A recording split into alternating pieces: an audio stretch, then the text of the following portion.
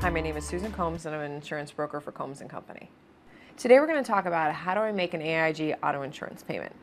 The first thing you can do is when you get your bill, it'll actually have an envelope in there with the address and you can just send your payment in directly to the carrier. If that's not going to work for you, there should be an 800 number, usually on the top right corner, that you can call and make a payment over the phone directly with the carrier. If that's not going to work for you, insurance companies are actually getting pretty tech savvy, so you can go to the website directly.